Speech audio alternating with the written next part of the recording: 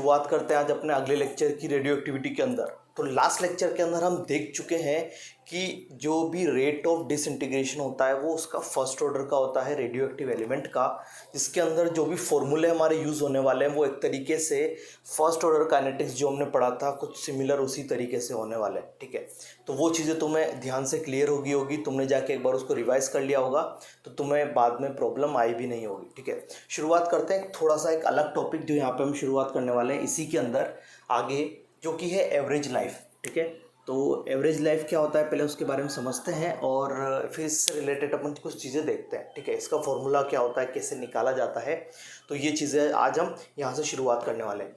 तो average life क्या होता है, लिखा हुआ है it is the sum of the periods of existence of all the atoms. मतलब क्या करना है कि जितने भी एग्जिस्टिंग एलिमेंट्स है या जितने भी एग्जिस्टिंग एटम्स है उनका पीरियड्स का सम कर दो और कर दो divided by the total number of atoms. क्या कर देंगे, टोटल नंबर ऑफ एटम्स से डिवाइड कर देंगे of the radio active substance, तो हमारे पास क्या आ जाएगा एवरेज लाइफ। तो जैसे कि एवरेज लाइफ के लिए मैंने यहाँ पे फॉर्मूला भी लिखा हुआ है, total life time of all the atoms divided by total number of atoms. ठीक है, तो एवरेज लाइफ का फॉर्मूला क्या हो जाएगा, total life time of all the atoms divided by total number of atoms. जैसे कि ये फॉर्मूला तुम यहाँ पे देख पा रहे होंगे, इंटीग्रेशन 0 से इन्फिनिटी टी डी एन, मतलब ये हो गया अपना total time period divided by total number of atoms, क्या हो गया एन नोट। तो जब इसको पूरा कैलकुलेट करते हैं, पूरा इसका आंसर निकालने की कोशिश करते हैं, तो इसका आंसर आता है अपने पास 1/λ, जो कि तुम्हें याद रखना है, जो कि तुम्हें क्या रखना है, याद रखना है। लेमडा क्या होता है फिर से बता देता हूँ, लेमडा होता है disintegration constant, disintegration constant.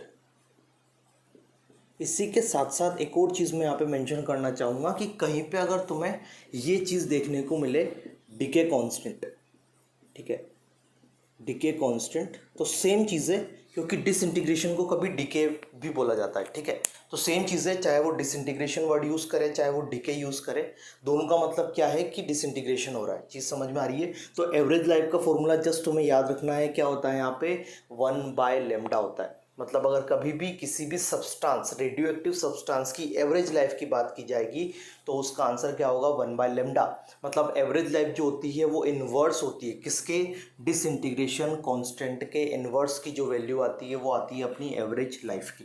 I think तुम्हें वो चीज़ याद रहेगी जिससे कि तुम आसानी से एवरेज लाइफ को कैलकुलेट कर सकते हो। ठीक है, थोड़ा सा और इसके आगे कुछ और चीज़ें हैं उससे हम बात करते हैं, उनसे हम थोड़ा सा रिलेट करने की कोशिश करते हैं इसकी चीज़ को। जैसा कि हम जानते हैं, वी नो दैट, जैसा कि हम जानते हैं, वी नो दैट कि होता है k into T is equals to 2.303 log base 10 N naught by N T, है ना। एन नोट है इनिशियल कंसंट्रेशन, एन टी है अपना एट द किसी टी टाइम पे कॉन्सेंट्रेशन।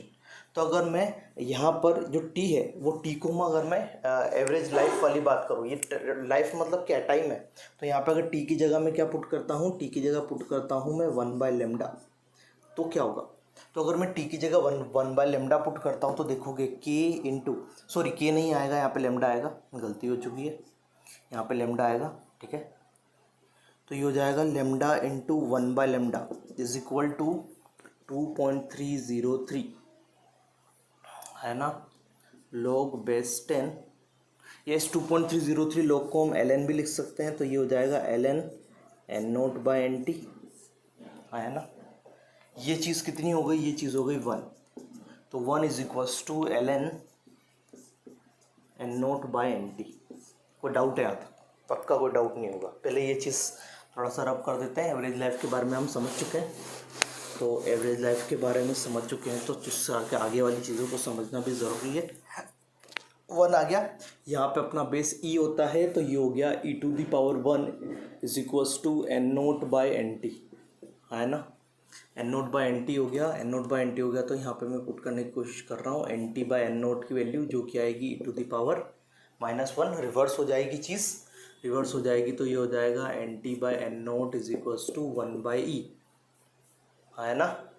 1/e, ई की वैल्यू होती है 1/2.718 एक तरीके से, तो इसकी जो वैल्यू आएगी वो आएगी 36.1 सॉरी यहाँ पे मैं लिख देता हूँ 0.3679, ठीक है। तो ये NT बाय N नोट निकल के आया। अब यहाँ से मेरा बताने का क्या मतलब है कि NT बाय N नोट का मतलब क्या है कि टी टाइम के बाद इतना क्या हो जाएगा तुम्हारा, इतना बचा रह जाएगा, ठीक है।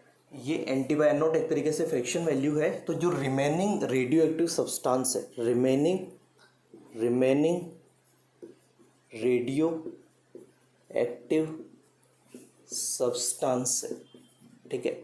कब की बात कर रहा हूँ, आफ्टर t इक्वल टू 1/λ, मतलब आफ्टर एवरेज लाइफ के बाद अगर बात करें तो कितना रेडियो एक्टिव सब्सटेंस बच जाएगा 0.3679 इंटू 100, तो आंसर आएगा 36.79%। कितना आएगा 36.79%, ये रिमेनिंग हो जाएगा। और अगर मैं बात करूं कि कितना डिसइंटीग्रेट हो जाएगा, तो डिसइंटीग्रेट कितना हो जाएगा, तो परसेंटेज रेडियो एक्टिव एलिमेंट डिसइंटीग्रेट्स, तो वो हो जाएगा अपना 100 माइनस 36.79।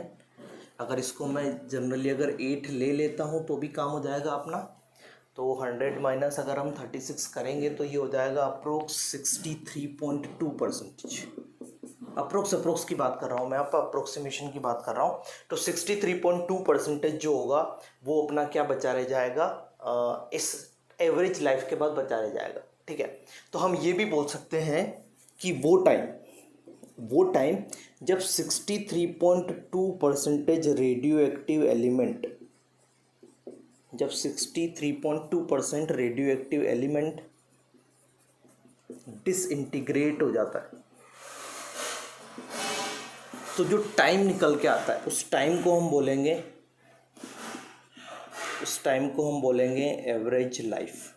ये चीज़ क्लियर है। उस टाइम को हमने क्या नाम दे दिया है यहाँ पे, उस टाइम को हमने यहाँ पे नाम दे दिया है एवरेज लाइफ। तो ये चीज़ क्लियर हो रही होगी। तो एक डेफिनेशन ये बना ली है, कैसे बनाई है, ये मैंने फॉर्मूले के अंदर वैल्यू पुट करके आंसर निकालने की कोशिश की है, ठीक है। तो यहाँ पे मैंने तुम्हें एवरेज लाइफ से रिलेटेड कॉन्सेप्ट को समझाया, जिसके अंदर मैंने तुम्हें बताया कि जितने भी एग्जिस्टिंग एटम्स है उन सबका जो भी पीरियड है उनको सम करना है और डिवाइड करना है टोटल नंबर ऑफ एटम्स से, तो हमें वहाँ पे मिल जाएगा एवरेज लाइफ। एवरेज लाइफ का जो फॉर्मूला होगा वो अपना 1/λ हो जाएगा। फिर किस तरीके से हमने फॉर्मूले के अंदर पुट किया और देखा कि वो टाइम जहाँ पर कितना रेडियो एक्टिव एलिमेंट बच जाएगा 36.79% और कितना डिसइंटीग्रेट हो जाएगा 63.2%। तो उस टाइम को ही हम एक्चुअली एक तरीके से क्या बोलते हैं, उस टाइम को ही हम बोलते हैं यहाँ पर एवरेज लाइफ। तो आई थिंक चीज़ें क्लियर होगी। तो एक काफ़ी छोटा सा चीज़ है कि एवरेज लाइफ होता क्या है और उसको फॉर्मूले में तुम आराम से यूज़ कर सकते हो, ठीक है। तो अब चलते हैं नेक्स्ट टॉपिक की तरफ, जिसका नाम है रेडियो एक्टिव इक्विलिब्रियम। तो देखते हैं इसके अंदर क्या होता है। रेडियो एक्टिव इक्विलिब्रियम कब डिफाइन होता है, जब कुछ इस तरीके से कोई सीरीज के अंदर रिएक्शन होती है, ए से बन रहा है बी, बी से बन रहा है क्या अपना सी, कुछ इस तरीके से कहीं पे अगर हमें रिएक्शन देखने को मिलती है।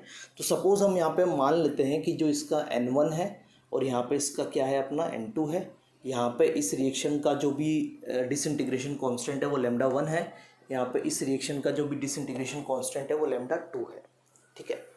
तो अब होगा क्या, ए से बी बनेगा और बी से सी बनेगा। तो रेडियो एक्टिव इक्विलिब्रियम की बात कब करेंगे, रेडियो एक्टिव इक्विलिब्रियम की बात कब करेंगे उसको देखते हैं। रेडियो एक्टिव इक्विलिब्रियम की बात कब करें, तो रेडियो एक्टिव इक्विलिब्रियम जो डिफाइन होगा वो इस बी के लिए डिफाइन होगा, क्योंकि ये कुछ अमाउंट में बन भी रहा है और ये कुछ अमाउंट में डिसइंटीग्रेट भी हो रहा है, ठीक है।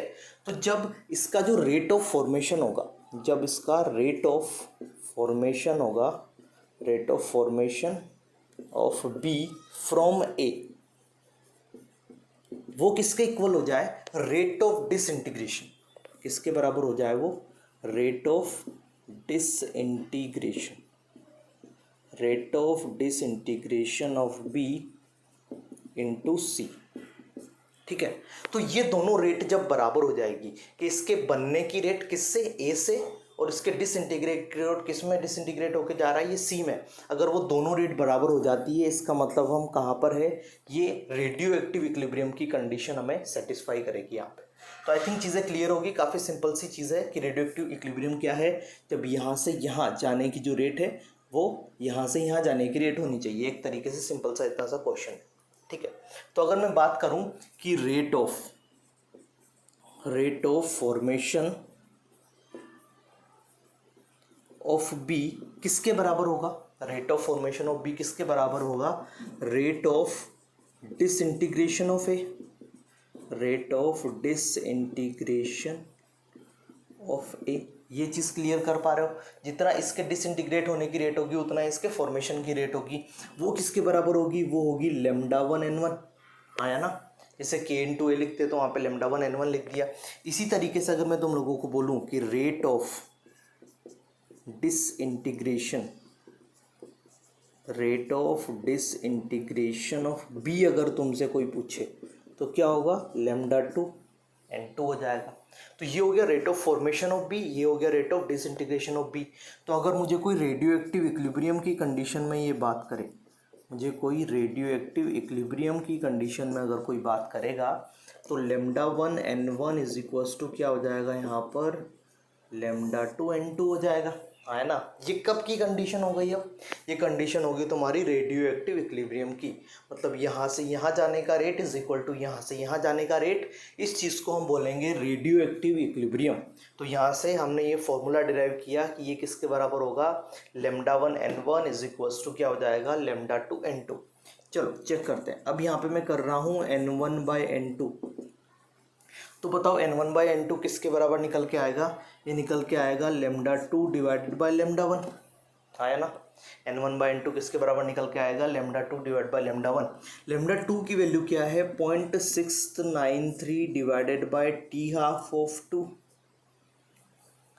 यही तो होता है first order rate of 0.693 divide by t12/2 divided by 0.693 divided by t12/1। First का कैंसिल हो जाएगा 0.693 से 0.69, ये आ जाएगा t12/1 डिवाइडेड बाय t12/2।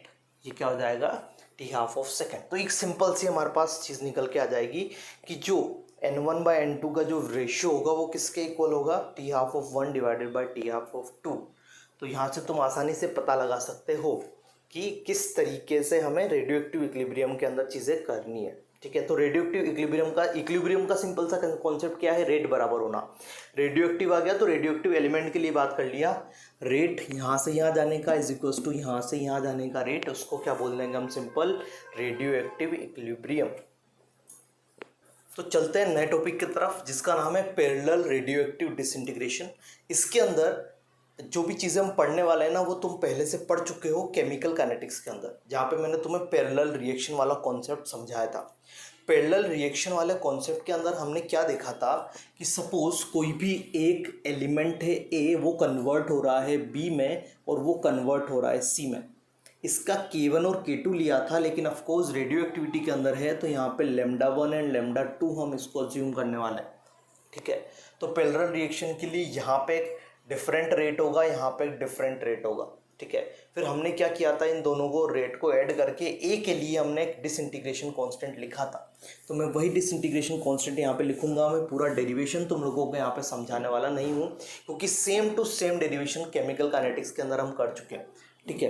तो अगर मैं यहाँ पे बात करूँ कि जो डिसइंटीग्रेशन कांस्टेंट, जो यहाँ पर डिसइंटीग्रेशन कांस्टेंट निकल के आएगा 4a, वो किसके बराबर होगा, λ1 प्लस λ2 के बराबर होगा। जैसे वहाँ पे K1 प्लस K2 हो गया था, यहाँ पे λ1 प्लस λ2 हो जाएगा। सेम टू सेम चीज़ है, बस हम पहले काइनेटिक्स सिंपल केमिकल रिएक्शंस के अंदर बात कर रहे थे, अब हम यहाँ पे न्यूक्लियर रिएक्शंस या रेडियो एक्टिव एलिमेंट्स के लिए यहाँ पर बात कर रहे हैं। तो disintegration constant for A is equal to क्या हो जाएगा, यहाँ पे λ1 प्लस λ2। अगर मुझे कोई पूछता है कि इस पूरी रिएक्शन के अंदर जब रिएक्शन हो रही है तो बी का कितना फ्रैक्शन यहाँ पर बनेगा, तो फ्रैक्शन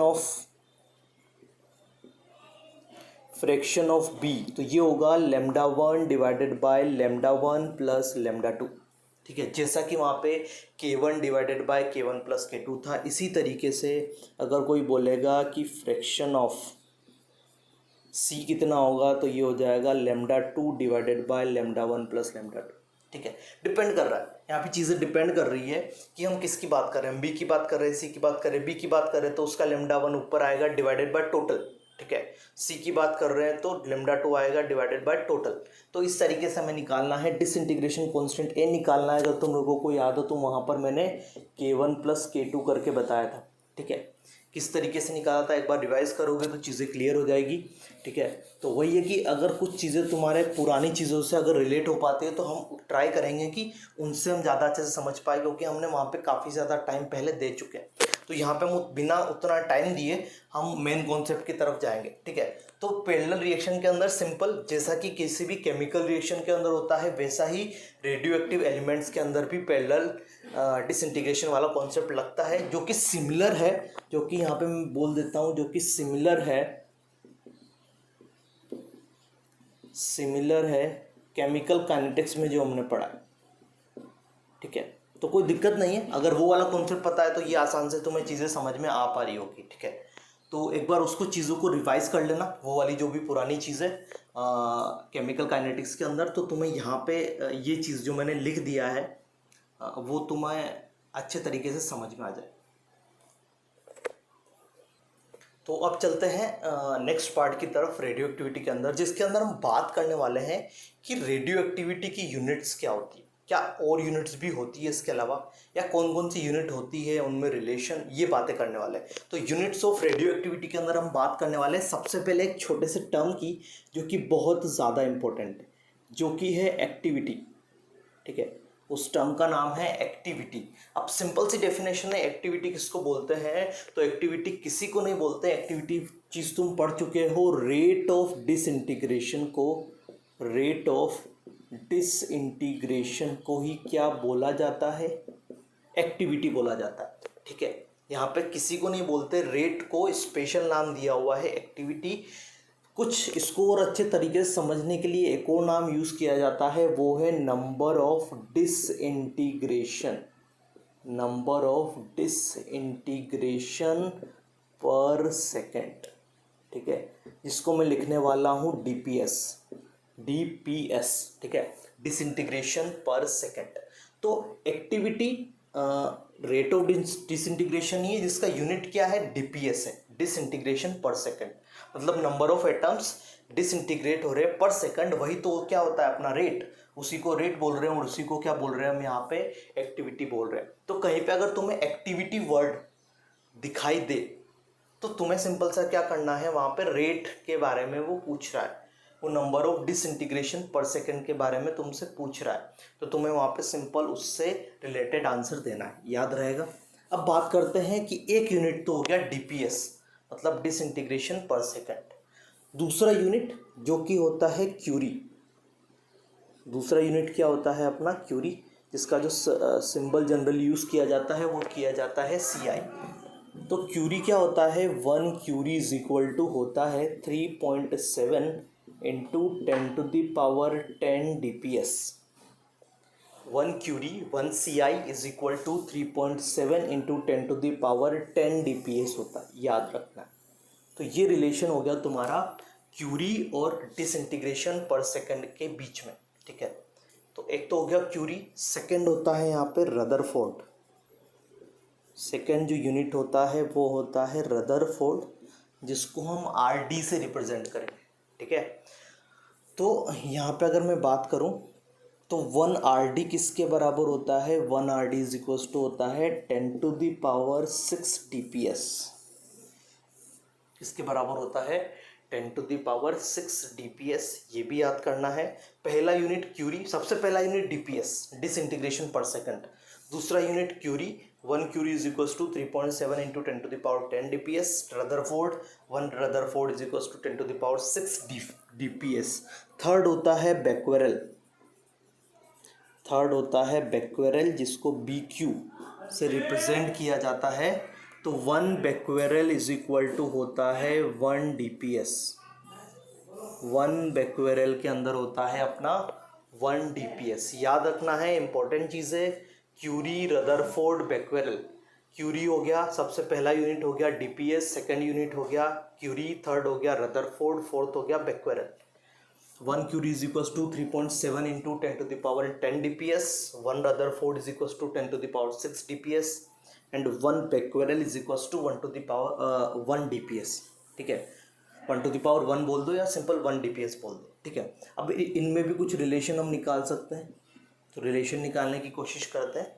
तो अगर मैं बात करूं तो 1 क्यूरी के अंदर Ci, तो 1 Ci के अंदर अपना कितना रदरफोर्ड होगा, तो 1 Ci के अंदर अपना रदरफोर्ड होगा 3.7 into 10 to the power 4 Rutherford.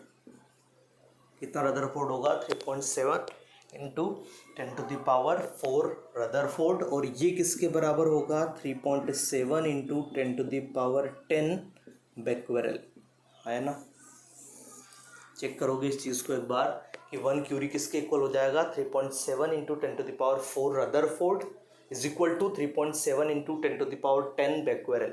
तो ये सारे रिलेशन है। 4 यूनिट्स मैंने तुम्हें यहाँ पे मेंशन किया है। पहला है डीपीएस, सेकंड है क्यूरी, थर्ड है रदरफोर्ड एंड फोर्थ है becquerel।